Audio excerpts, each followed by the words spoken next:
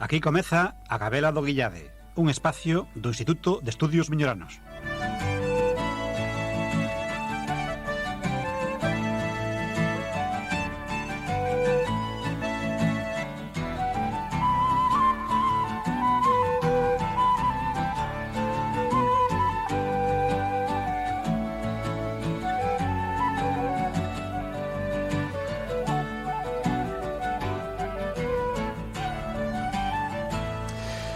Ola, bons días.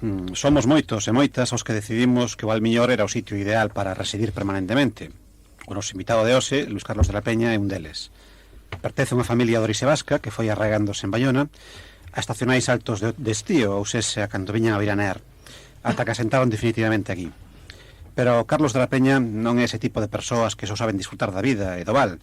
Pertence a esa estirpe de xentes incapaces de permanecer quedas, observando con distante conformismo o que acontece ao redor.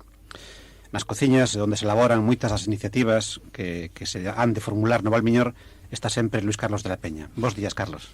Bos días. Saudamos tamén a Carlos. Bos días, Carlos. Hola, bo día. Bos días, María José. Hola, bo día. Hola, Juan. Hola, Lino, que tal? Bueno, Carlos, aínda és presidente da CEBA e vicepresidente da Federación Provincial de Hostalería. Digo aínda porque non sei se isto para moito tempo. Sí, a verdade é que isto de aínda é bastante oportuno, ¿no? Circunstancialmente, sí, aínda son presidente de ACEBA, coido que tendremos a asamblea a finais do mes de outubro, primeiros de novembro, e bueno, a vicepresidencia de hostelería, pois bueno, tampouco é unha tarefa que non conleva moito tempo, e así como no caso de ACEBA, pois eu pensaba que podría haber pois algún tipo de incompatibilidade, de certo penso que existe, estou fixo que sí. Con respecto a outras responsabilidades locais que veño de asumir, pois penso que as outras con respecto a Federación Provincial de Hostelería, pois CECAIS non se poden colegar, non? Formalmente. Mira, e despois da aventura do Pazo de Mendoza, sei que andas en novos proxectos de viños, restaurantes. Que máis podes contar? Estás moi informadas aquí na Gabela.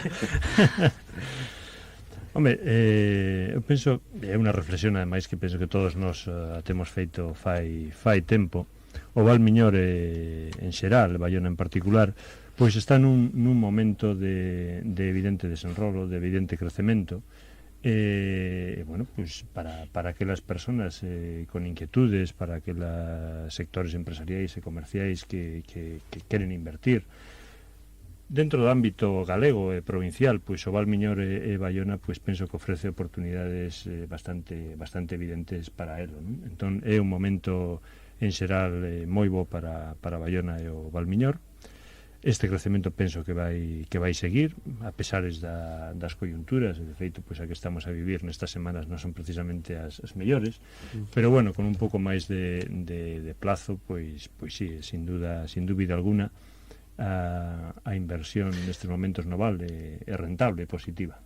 Relacionado con isto, mira, o Val está saturado de capacidade de absorción turística para mantelo máis ou menos como nos gusta, ou aínda ten unha capacidade de absorción grande e de xeneración de motor económico? Eu penso que para o nivel da oferta que existe neste momento en Bayona en concreto, pode existir certo grado de saturación. O cal non quere decir que a demanda non vai a crecer máis, que vai a crecer, o que ten que dar tamén un salto adiante a oferta. Penso que en Bayona necesitamos un mes de xulio, como foi o deste ano, onde a climatoloxía foi moi adversa, pois saca a flote, pon de relieve as dificultades ou as carencias, os déficits infraestructurais que temos, non? No ocio, na infraestructura hoteleira, e no ocio, ademais, en todo o abano de edades, da xente maior aos nenos, non? Entón, máis que unha saturación de demanda, penso que o que temos é unha saturación da oferta. E a oferta é a inversión privada, acompañada tamén da inversión pública en temas puntuais, que penso é un longo recorrido ainda. Mira, xa que falaches xa do mes de xullo, bueno, que o tempo atmosférico pois non foi todo o que nos queríamos, un pouco como foi a tempada turística en líneas xerais deste verán, no? Coa típico setembro, coa típico agosto, coa típico xullo, como se pode valorar? Sí, polos datos e as opinións que nos manexamos, a temporada foi boa, moi por riba do que cabía prever fai un ano. Penso que no mes de outono do ano pasado, por eso digo fai un ano ahora prácticamente, hubo unha caída na demanda, non sei se propiciada porque os mercados de valores, as bolsas, pois empezaron a caer tamén, e eso pois sempre dá unha liquidez o tipo de visitante que temos no Valmiñor, de clase media e media alta, bueno, pois lle resta un pouco de liquidez. E despois as previsións e o horizonte que se abría aí pois era un pouco negativo. As condicións climatolóxicas tamén eran malas, había unha suba de tipos de interese, en fin, había un entorno económico xeral negativo. E as previsións, eu polo que sei dos establecimientos de Baiona e da zona, as previsións eran, a verdade, incrementar o negocio pois un 4, un 5%, eran unhas previsións moi módicas para o que foi Baiona no Valmiñor nos últimos anos, non? Pero a verdade é que o ano hasta fecha, setembro incluído, funcionou moi ben. Mira, ainda que xa o apuntabas antes, unha cuestión, bueno, como ben sabes, desde o Instituto de Estudios Miñoranos, pois unha das cousas que máis nos preocupa ou que centra a nosa atención, pois é un pouco a conservación do patrimonio tanto cultural como paisaxístico, etc. É máis, eu creo que sigue sendo o gran potencial que ten o Valmiñor, non? Sin embargo, o que hai que decir, por exemplo, que a nivel de patrimonio paisaxístico isto está un pouco de desastre. Non é que non teña volta atrás, pero que sí está un pouco de desastre, non? Hai unha cousa aí como é a Foz do Miñor, que está en unhas condicións lamentables, un cauce do río Miñor que está en unhas condicións lamentables. E canto ás iniciativas culturales, pois son normalmente caóticas, mal organizadas e incluso, pois, diríamos, carente de interés, non?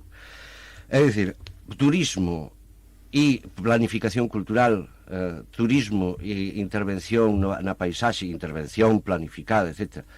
Esta temporada, como sabes, estuvemos con unha exposición sobre petroglifos e temos un montón de ideas sobre o beneficioso, desde o punto de vista estrictamente económico, que sería para o Valmiñor a potenciación de estes bens patrimoniais. Sin embargo, non sei, é unha impresión. Noto, por un lado, que o sector da hostelería, vaya así en plan crítica razonada, o sector de hostelería é, diríamos, como, salvo algunha excepción, non? Como moi que isto non interesa, que realmente o turismo de Baiona e do Valmiñor sigue sendo o turismo de playa resumido ou reducido a 2 ou 3 meses. Eso por un lado. E por outro lado, que as institucións públicas ou están ausentes ou ben carecen de iniciativa, non? A pregunta sería, consideras que a relación entre cultura en sentido amplio e actividade turística, como a valoras, que queixas terías que plantexar, que problemas crees que hai neste sector? Sí, como ben sabedes, pois precisamente porque temos falado desto noutras ocasións e incluso compartimos pois algunhas aventuras neste eido ou eidos cercanos, pois sabedes que eu comparto esta análisis que ti faz agora, non? Efectivamente esta é unha preocupación, pero é unha preocupación que tamén chega ao empresariado, ao hosteleiro concretamente, non? Nos levamos moito tempo falando primeiro de que no caso concreto de Baiona invirtíronse moitos millóns no que foi a recuperación de parte do casco histórico, o calor dos cartos que había do plan de excelencia turística, non? Que lo foi ben empregado. E nós mantemos un pouco a tesis tamén dende fai anos de que aqueles cartos invertidos aí, investidos nesa recuperación do casco non ven acompañado dunha acción continuada. O sea, non somos os primeiros en recoñecer que o casco antigo de Baiona está abandonado, que hai un PEPCHA que non se acaba de aprobar, que está provocando a ruína en unos casos de moitos edificios de interese ou non interese especial, pero si pertencentes ao casco, e por outra parte se está producindo tamén un fenómeno de despoboación do casco histórico, co cal se está perdendo un pouco a personalidade deste casco histórico, que nos entendemos que é un patrimonio único, non dende un punto de vista estrictamente turístico, sino de personalidade de concello, de sociedade, de personalidade de concello, cultural, non? A máis desto, pois, efectivamente, pensamos que a programación, e o falamos na última xuntanza directiva da CEBA de fai 10 días, facendo este análisis da temporada, pois comentamos a pobreza da oferta cultural, da oferta festiva, da oferta de ocio da temporada de verano. Están ben as festas tradicionais, teñen un público tamén tradicional, pero despois falta algo máis que xa en Baiona se demanda, en Valmiñor se demanda, que son outro tipo de actuacións complementarias, que non sustitúan o tradicional, pero sí complementarias. A que se debe isto? Xa digo, existe esa toma de conciencia no empresariado, entre outras cosas porque o cliente que existe nos establecimentos demanda ese tipo de cosas. Non sabemos que demanda. Eso é bastante máis. Pero aí topamos con unha circunstancia especial na administración local de Baiona en particular. Teño a impresión de que Cecais en Nigrán non é tanto así. En Gondomar teño menos información, tamén hai menos presión turística, pero no caso de Baiona si hai unha disociación evidente entre a programación, a sensibilidade que existe no goberno municipal e o que está demandando o visitante de Baiona e tamén o comerciante ou empresario.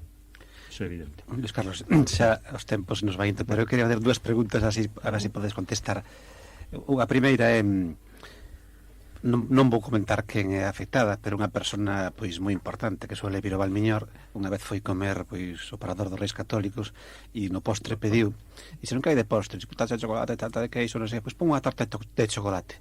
E lle dixo o camarero, pero usted tan gordo unha tarta de chocolate. Bueno, isto me refiero ao tipo de formación que existe, por exemplo, na xente que traballa na hostelería, e si existe man de obra, si se necesita man de obra, non?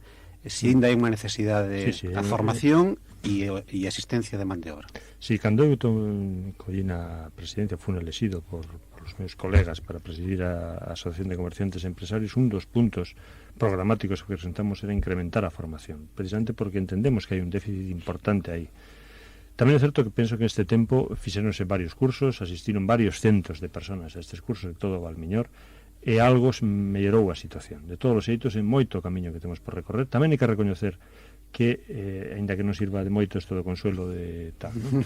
Pero que estamos un pouco por riba da media do que nestes momentos está ofertando en Galicia. Eso tamén hai que recoñecelo, non? Aínda que bueno, que hai moito camiño por recorrer, sin dúbida alguna. E unha última cousa, que papel xogan o turismo portugués en todo este tipo de xente que ven? Ti alguna vez tens comentado un turismo familiar que reincide con alto grado de satisfacción.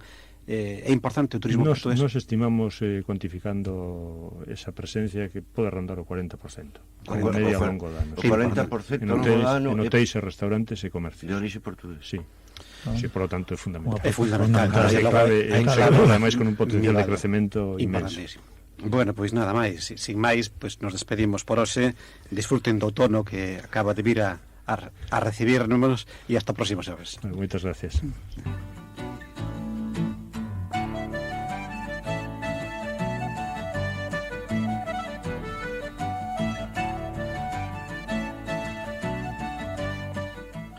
Aquí comeza a Gabela do Guillade, un espacio do Instituto de Estudios Miñoranos.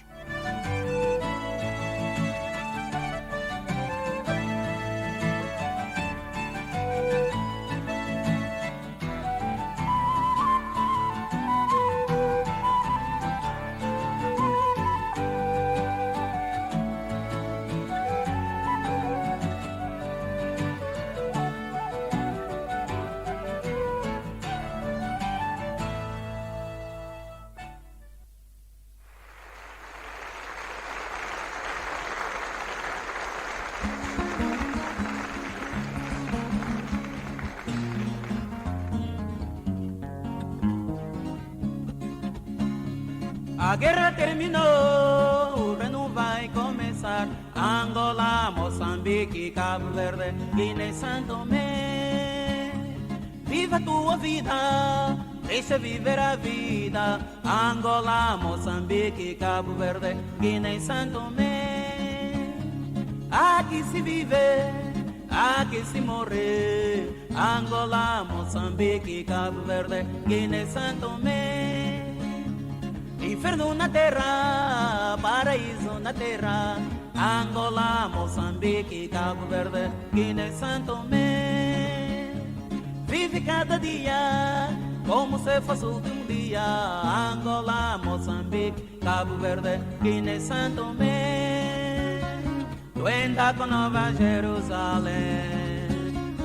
anda com Nova Jerusalém, tu anda com Nova Jerusalém, tu anda com Nova Jerusalém. Angola, Moçambique, Cabo Verde, Guiné e Santo Tomé. A guerra terminou, o reino vai começar. Hola, moi bo día a todos e a todas os miñoranos. Así de ben soaba a música e a letra do noso invitado de hoxe nesta primeira gabela do mes de outubro que pretende traer a memoria eses países que tamén existen como Angola, Mozambique, Cabo Verde ou Santo Tomé, inmersos dende hai anos, sen dúbida, demasiados anos, nunha grave situación socioeconómica e fragilidade política. Países que, por outra parte, ademais de unirnos á solidariedade, únenos tamén o feito de falar a mesma lingua. Acaban de oír a canción coa que abrimos o programa e comprobarían que portugués, galego, tanto ten. Bos días, Alberto Mundi. Muito bom dia. E bos días tamén os colaboradores da Gabela. Bo día, Carlos Meixome. Hola, bo día. Bo día, Juan. Hola, Meseu. E bo día, Lino, Bo día, que, por profesor. certo, se me fai rarísimo ter que darche os bos días e non ao revés como é habitual. Espero ter aprendido algo do teu ben facer. Xa teño medo, por supuesto. Alberto Mundi é, como lle dixíamos, o noso invitado de hoxe. Angolano, músico, letrista, vennos falar coas súas cancións e coas súas palabras de Angola, da guerra, dos nenos tristes, da emigración, da subsistencia, pero tamén da esperanza, do verde da súa terra e dos tantán dos seus tambores. Alberto, bo día outra vez, fálanos de Angola, como se vive ali, descríbenos brevemente, porque sabemos que o tempo que temos non é moito, como era a túa vida en Angola e por que decidiches emigrar a Portugal? Bem, para começar, em Angola, como algumas pessoas já sabem, depois de 1975, que foi a independência de Angola, com a retirada dos portugueses, então pareceu-me que os homens da nossa terra não se entenderam. Primeiro fizeram a guerra com os portugueses porque queriam a independência, para as pessoas viverem em harmonia, em paz, poderem trabalhar e viver em sua própria terra. Resulta que depois da independência isso não aconteceu. Nasceu uma guerra civil que o Savimbi, que é da parte sul de Angola, não estava de acordo com o que acordaram, então resolveu pegar em armas para começar a derrotar o lado da oposição. E o lado da oposição, por sua vez, também foi para a Rússia e segurou em armas, e aí começou uma guerra civil, desde 1975. E isso dura, agora estamos em ano 2000, isso já vai quase 26 anos, ou por aí. 2001. Estamos em 2001, sim.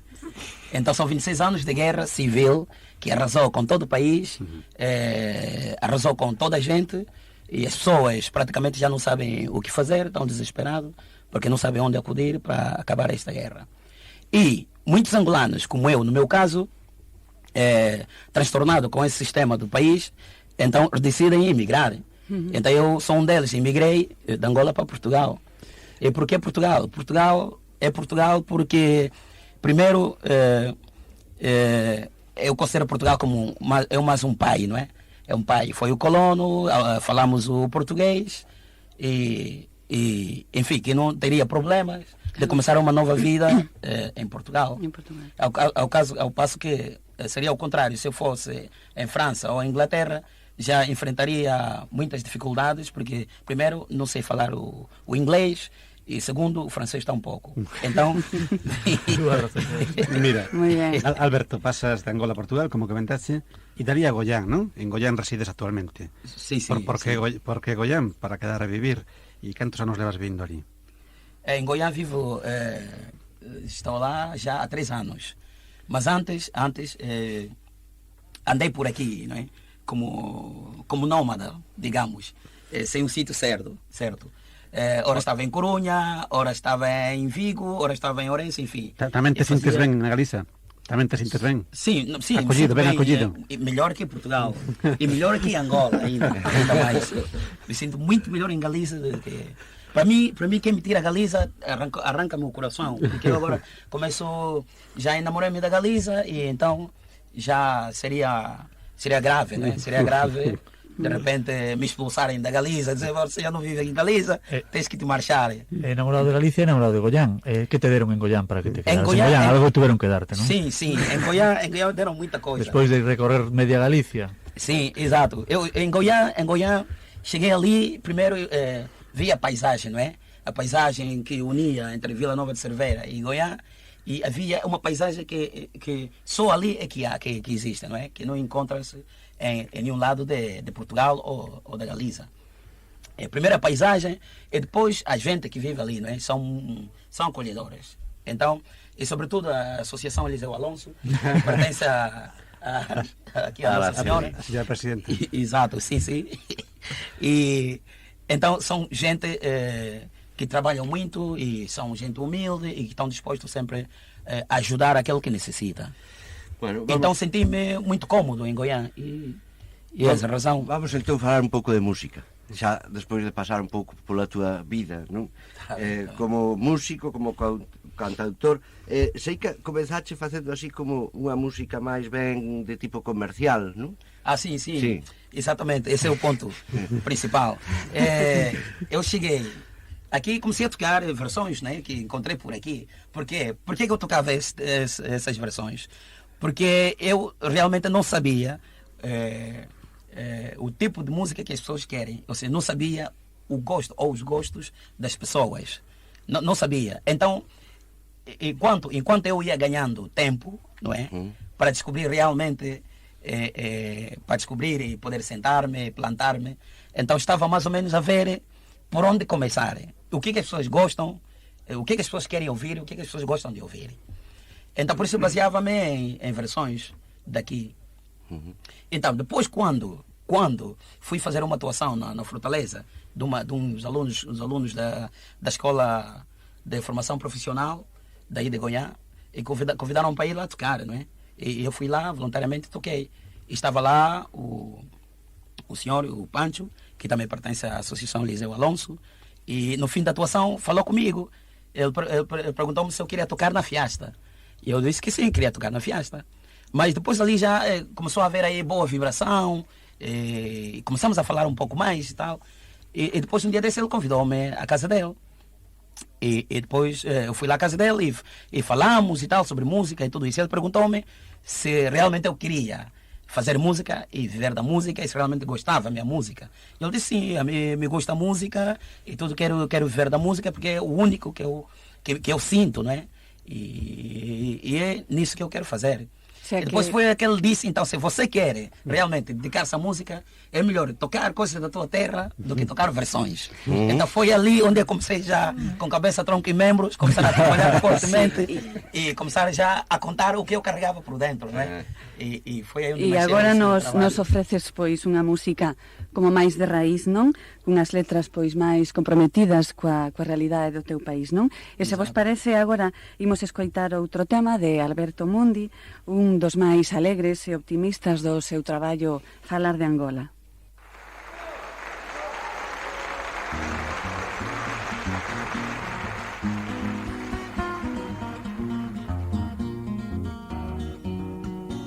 Tristeza não vai vencer jamais. Tristeza não vai vencer nunca mais. Tristeza não vai ganhar jamais. Tristeza não vai ganhar nunca mais. Sorriso no lábio, tristeza no coração, não dá pra se entender. Sorriso no lábio, tristeza no coração, não dá pra se entender. A alegria no rosto vai vencer e a força de Angola vai ganhar.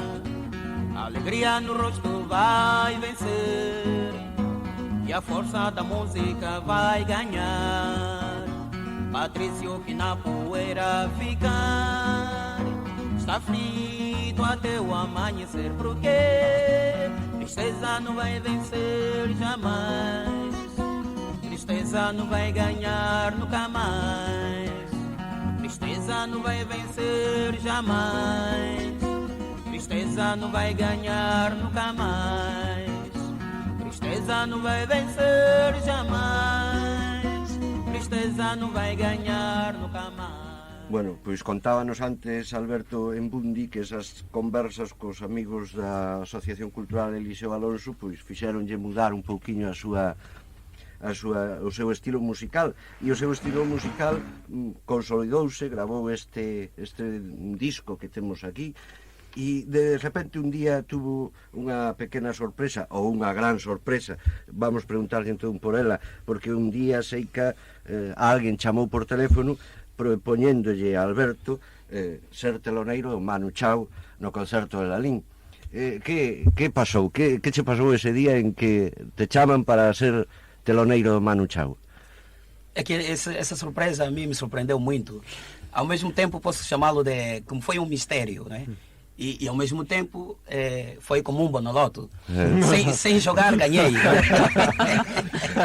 Exato. Sem jogar ganhei. Porque aqui em Galiza há muitos grupos que tocam, que já têm disco e discográficas já consagrados, né? Com nome. E eu praticamente não sou ninguém no meio dessas pessoas. E resulta que em vez do Manu Chao escolher pessoas já assim que já estão um pouco mais desenvolvido, não é? Não, foi escolher-me a mim.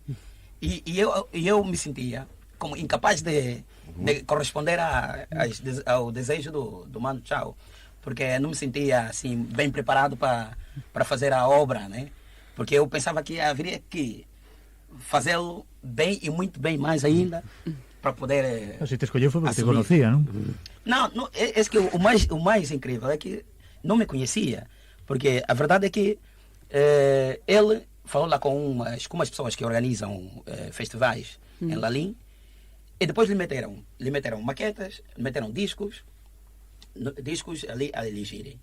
Parece que meteram um grupo que se chama Rush, e estava ali eu também, com o meu disco, e depois mais um outro grupo que já não me lembro. Eles disseram, bem, entre esses 3 discos, você tem que eleger o que vai ser teu teloneiro. E depois começou a ver esse Alberto Vundi. sem escutar nada, sem saber quem é o Alberto Vundi, sem nada. Disse, Alberto Vundi.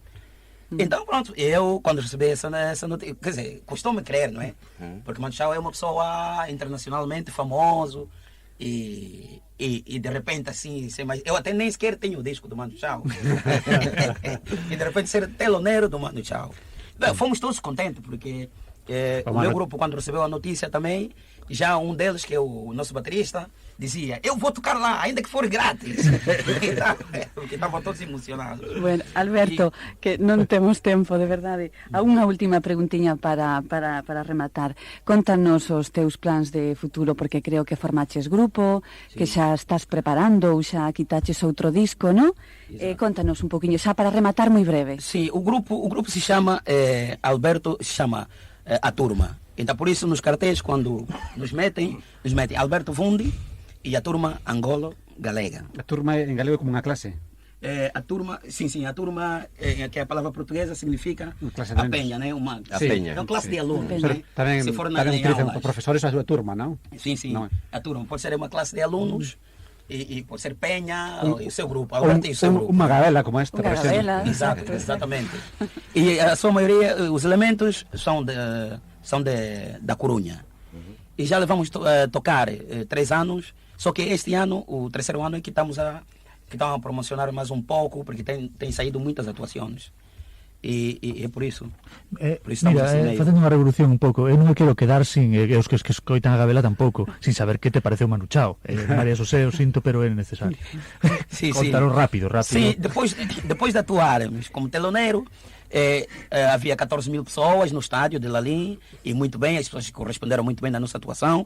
E depois entrou o Manu Chao, e no final já de tudo, pronto, fomos já falar com o Manu Chao. E o único que nos pediu tal foi uma maqueta nossa, se tivéssemos algo gravado. Pediu-nos e lhe demos algo gravado.